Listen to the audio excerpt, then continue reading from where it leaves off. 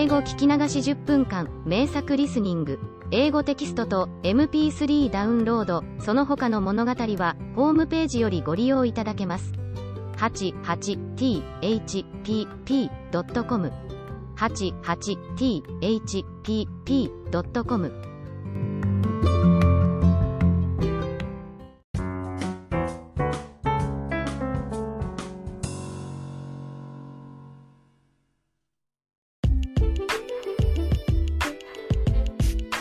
When I was little, my mother constantly said bad things about others.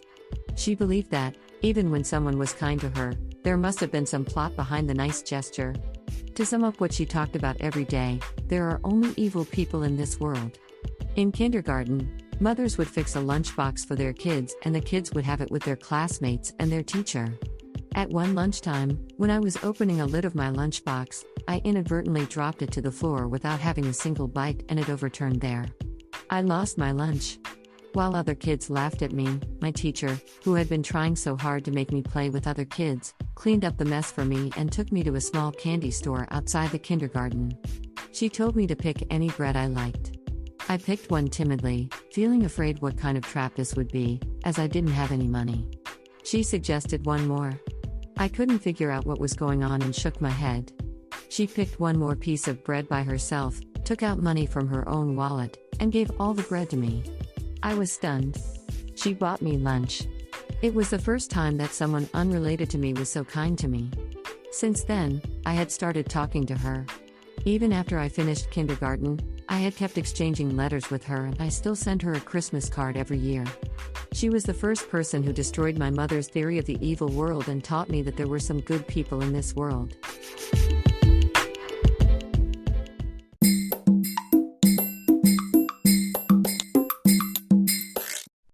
Audiobook, Japanese Dream by Hidemi Woods on sale at online stores or apps. Apple, Audible, Google Play, Nook Audiobooks, 43 available distributors in total.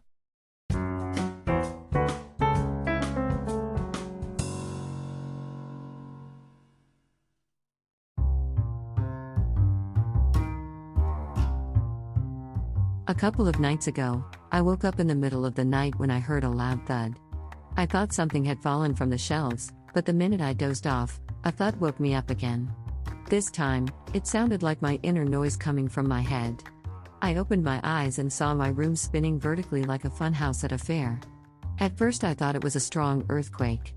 I covered myself with my futon and waited it to stop. Then I noticed there was no noise of anything that should fall or be broken, though the earthquake was strong enough to make my room upside down over and over. Besides, while my room was rolling, I hadn't fallen from the bed. The room was in dead silence and I lay still. I realized it wasn't an earthquake and removed the futon from my face.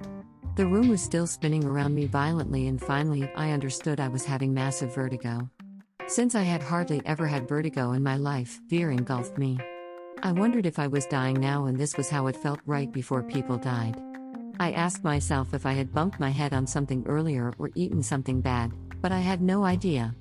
Long, terrifying minutes later, the spin stopped.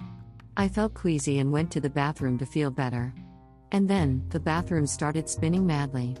I held onto the wall desperately not to roll around. When it stopped, fierce nausea hit me. I got back to my bed to lie down, and the incredible amount of sweat began to pour out of me. I had never sweated so much before. It was as if every pore on my skin had spewed sweat all at once with all their force. I saw my sweat dribble down onto the floor and was fully convinced that I was dying. The first thing that came to my mind was my new song I've been working on. I regretted not having finished it and thought I should have worked for it much faster. It was near completion but never saw the light. I even thought of booting up my computer and setting the song up so that my partner could play it back as it was completed so far. Instead, it occurred to me to leave a last note to him. I rummaged out a piece of paper and wrote down how and what time I died. I also tried to leave some messages for him, but nothing came out but fear. I just scribbled casual words and a weird doodle and went back to bed. Feeling extremely scared, I alternated between dozing off and waking up by vertigo until morning. I didn't die. Dizziness subsided and I was alive. About a week ago, my partner told me that I might die soon because of my continuous lack of sleep. I've exercised at the gym in the morning every day for over 1 year and regularly had to shorten my sleep for that. I believe that 1 year exercising had made me physically strong and healthy, and that some lack of sleep wouldn't do me any harm. I was wrong. I think my lack of sleep contributed that scary near-death experience. Or, I was simply under hypnosis of my partner's reproach.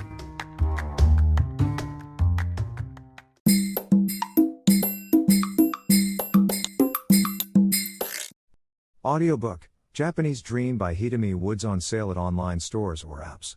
Apple, Audible, Google Play, Nook Audiobooks, 43 available distributors in total.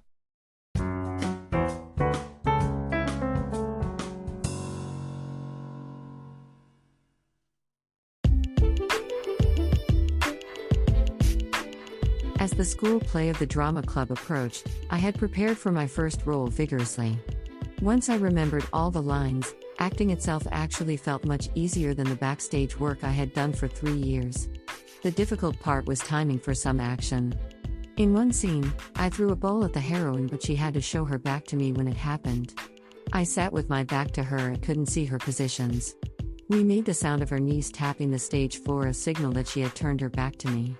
Because the sound was so subtle, I was afraid of missing it. Near the end of the play, an evil stepmother, who was played by me, killed the heroine with a poker.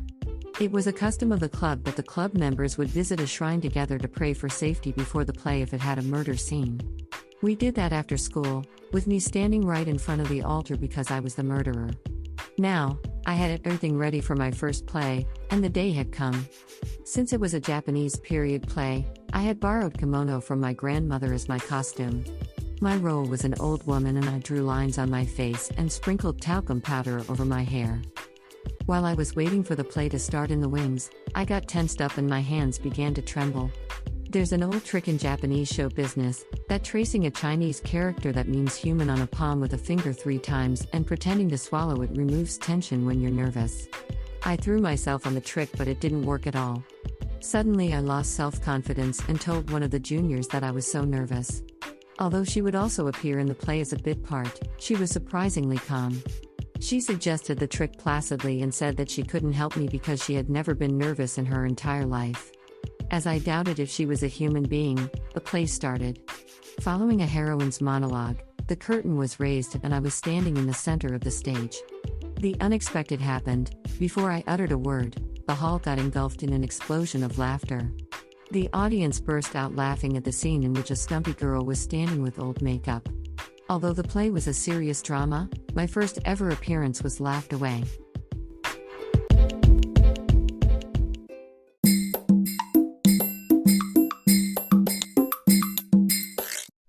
Audiobook, Japanese Dream by Hidemi Woods on sale at online stores or apps.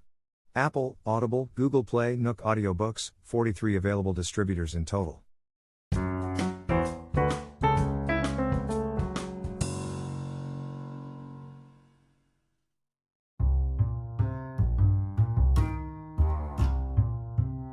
Where I grew up wasn't a good neighborhood. To my mother, seeing her child go to a public junior high school was out of the question. To get in a privileged private junior high, she made me go to a supplementary private school after the classes of elementary school. But even to get in the supplementary school, there was an entrance examination because it was for selective kids. As the public elementary school I attended was low at the educational level, my score of the exam was bad, although I was the smartest at school. But the exam included an IQ test, which I had never taken before. In a 3-way interview between the examiner, my mother and me after the examiner told us that he had never seen this high IQ before. I was supposed to fail the exam due to the low marks, but they let me pass as an exception considering my high IQ. Since then, I've leaning on my IQ for my life. My IQ is the only source of my confidence in my pathetic life, but it's the reason of my suffering as well. I've been unable to accept each and every failure of mine because I don't understand why my high IQ couldn't avoid it. Why do I fail in so many things? Why am I unsuccessful? Will I end my life without making use of my IQ? My partner compares me to a Formula 1 car. Although it runs faster than any other cars on a circuit, it's completely useless on a regular street. I'm looking for a circuit for me, but unfortunately, roads in the real world are all rugged with various obstacles.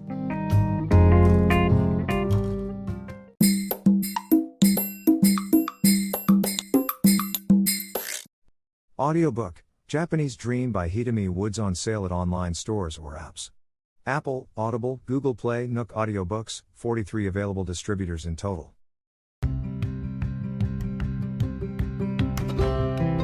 英語聞き流し10分間、名作リスニング、英語テキストと MP3 ダウンロード、その他の物語は、ホームページよりご利用いただけます。88thpp.com 88thpp.com